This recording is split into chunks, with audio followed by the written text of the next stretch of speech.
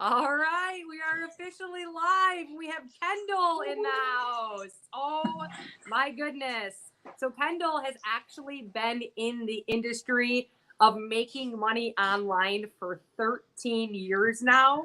She's a complete rock star. She has two teenage girls, so lots and lots of credit to her for being able to manage a extremely successful business while parenting teenagers. She has a supportive husband since day one of her getting into the industry back 13 years ago. He was extremely supportive, and she was in a previous company to where she is now for 12 freaking years. So I want Kendall to introduce herself and kind of give you a little bit about why she got started in the industry, where that happened in her life. And she's also a production makeup artist still to this day, which is quite intriguing. All right, Kendall, let me know a little bit about you. Oh yeah, so I've been married for 28 years. I've been a production makeup artist for almost about the same amount of time.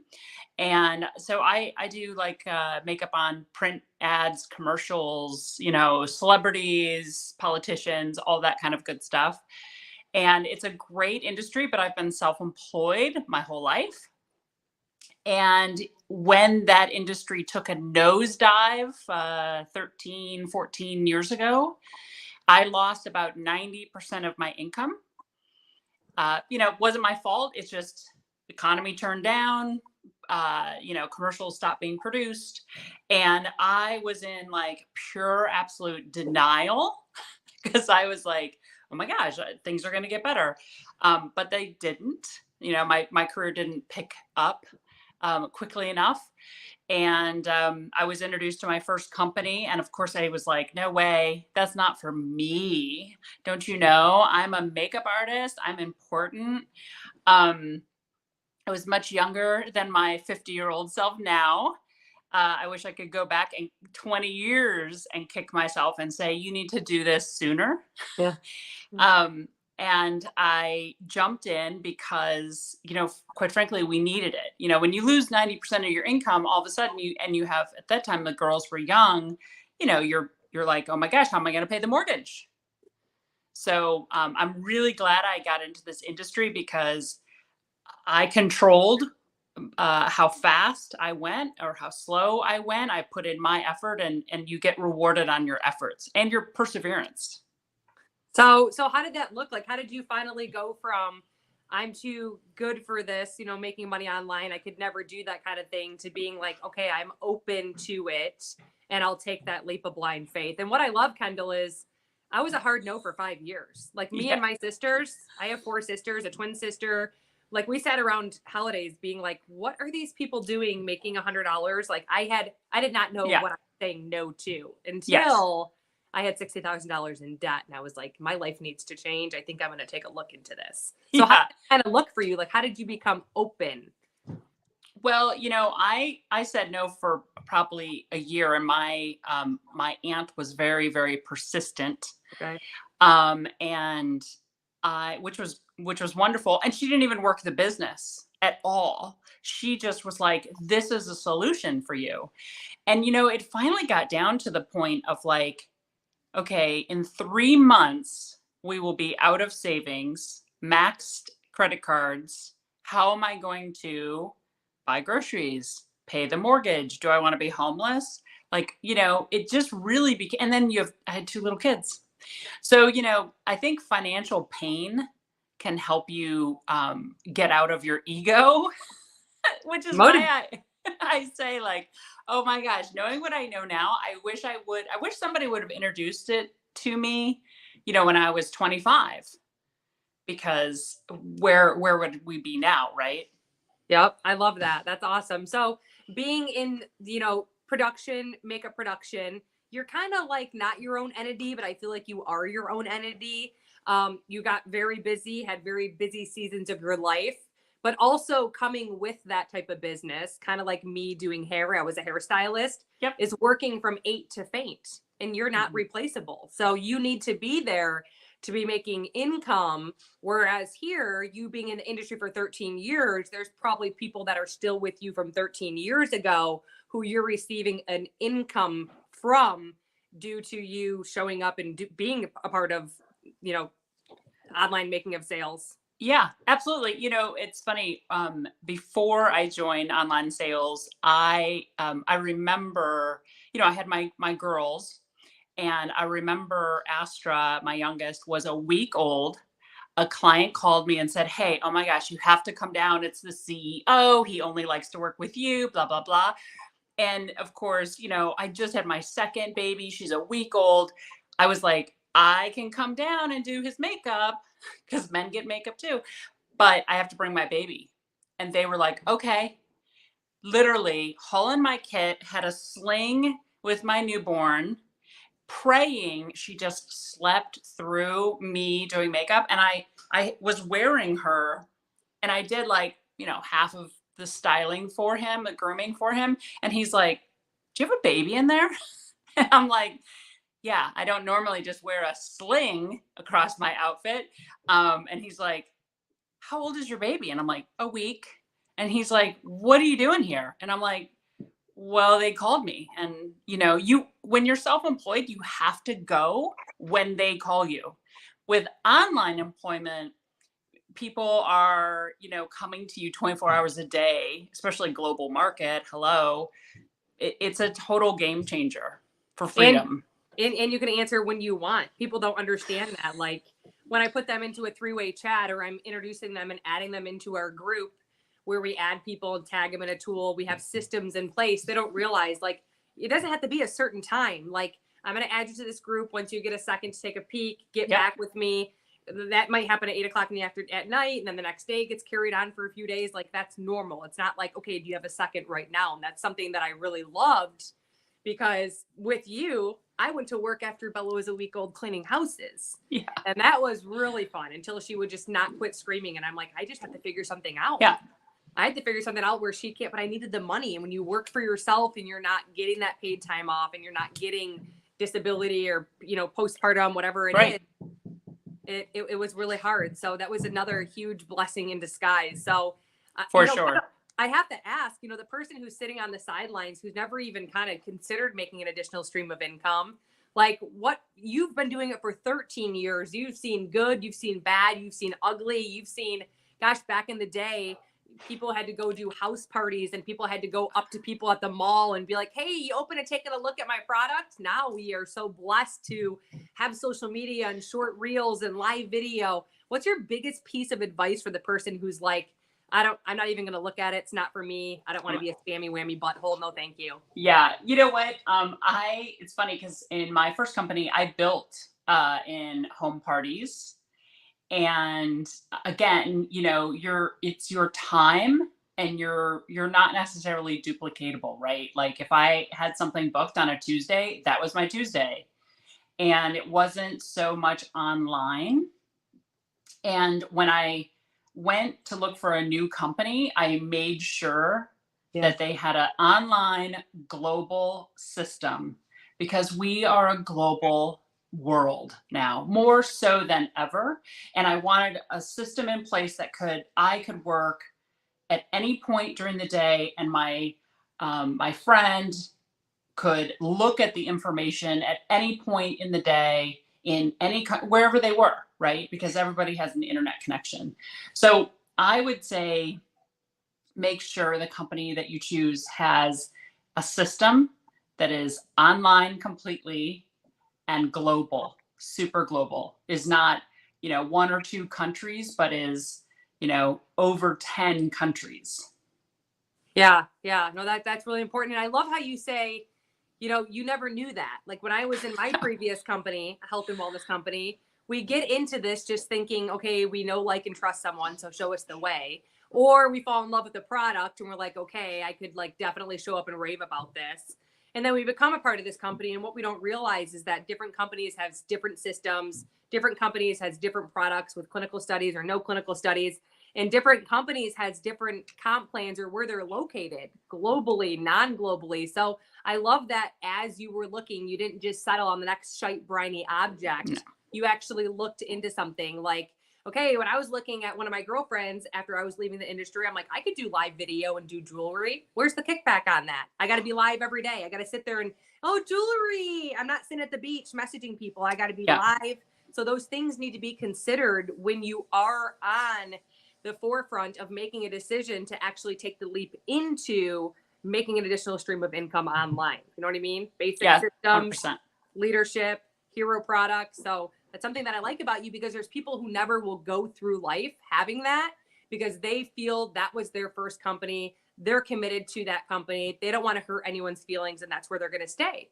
And I disagree. I think people like Yes. yourself and like me are vulnerable, and we see the big picture, and we're here to help more people. So we kind of take the cut back, and then we get the future gain in the future. So Yes. so I love that. So thank you for explaining that. And I never really knew that about you. So that makes you, that much more inspiring. I think if you can find a company that has an uber consumable product, it just makes life so much easier. So instead of having a product that's, and you may love it, doesn't mean you need to necessarily build a business in it, but you could love a product that really lasts you 6 months to a year. That's not going to create the income as easily. So if you have to plug a financial hole like I did, then look for a company that has a very consumable product, because it just makes your life easier. And especially if you love the product. Like, I mean, the company that I'm with now, I love the products. I'm getting huge benefits. I feel better. I look better. It's uber consumable. There's lots of reasons why I researched and went with the company that I did. Yeah, so the want for that specific thing. And also I like to always play in effect multiple products, not just one, right? Because Right. we are so diverse. We have this for the vegan people, this for the postpartum, this for the people who can't have, so something where everyone can kind of win. And Right. same with the company structure. There's something where everyone can win. You come in, you don't want to recruit a team. Awesome. You don't have to. Yep. You come in, you want to be that team leader. Awesome. There's both sides of all of it. There's something where everyone can really win. So I really do. I love that. So what's your biggest piece of advice for the person who has been in the industry, they're just showing up for learning and listening to podcasts and listening to power hours, but they're not taking action. They're not signing up customers, and they're not signing up recruits. Like, what's your biggest piece of advice? 13 years being in, I'm sure you have a lot of it. I'm sure there's been seasons where you pull back and you don't take action, and your business suffers for 90 days. And then there's so kind of touch base with that. Yeah. So I would say, to that person that's not taking the action step, why are you so afraid of no? Go for no. Go for no. I mean, there are Gary V, whom I love, is a big business guru who's always like, go for no. Fail forward. Fail at something so fast that you're successful. Mm-hmm. Because if all you're doing is asking somebody to get more information, and they are the adult who's going to make the decision whether it's yes or no, because all you're doing is asking them, you're giving them the information, you're following up to say, some sort of version of, is this thing for you or is it not for you right now?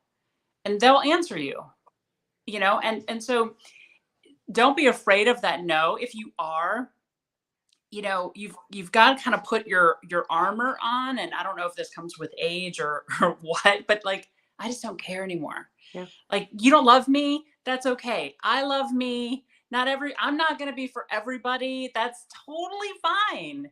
It's just like everybody else, but I am going to be for a lot of people. Like, my tribe loves me and I love them. You know what I mean? And the people that don't, that's okay. I love them from afar. I love them as humans. I wish them well, but that doesn't mean they have to come into my circle and rain down, on my parade. So I just think, like, be bold, just ask, go for the no. Because you have nothing to lose. I mean, I will say, like, I remember the days of being like, oh, I don't know. What if they laugh at me? And I'm like, okay, Kendall, as you're earning your 7th vacation, I don't care if they laugh at me. I And just, and your car. right, yes. And my car that I earned with my previous company, like it came to a point where it was like, even though I felt the insecurity when I was successful, I also was like, well, I just took my husband on a tropical vacation for free.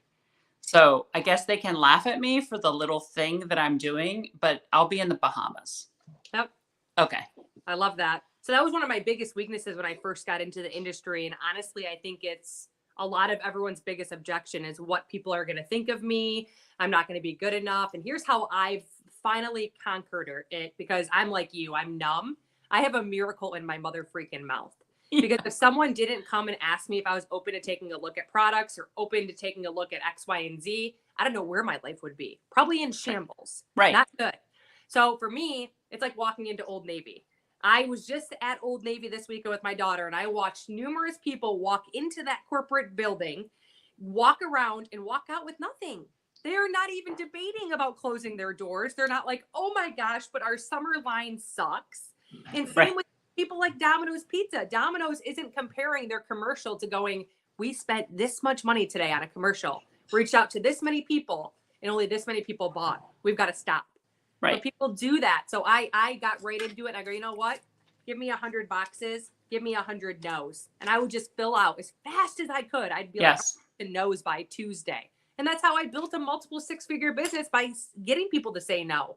And realizing, like you said, those people don't want the vacation with their husband. Those people don't want the residual income. They don't want to make money in their sleep. They're okay going to work 9 to 5 and never being able to go part-time. They're okay being in debt. Like, that's not for me. I'm not okay with that. So I need to respect my feelings, and I can respect it by doing this and knowing that it's normal for people to ghost me and people that tell me no. It just means no, not right now. Yeah. Or it's redirection. And if you can't comprehend that in your mind, you have to change the way that you're talking to yourself. You know what I mean? Just like if your therapist tells you to go ask your husband to go to therapy and you're automatically saying, well, I just know he's not going to come with me. You don't know that. Have you gone to him to his face and asked him? And then, so people make up stories in their mind before something's even done. And the same concept comes true to this. They're already making that story up before they've even got started. So that's a great tip. And that's why you've been so successful, because you are so consistent. And now you've just built a barrier. A wall's up. I don't care. Right. This is my life. I've seen what it's done for me. Like, I'm laughing. They don't even know. And just like I didn't know what I was saying no to for 5 years.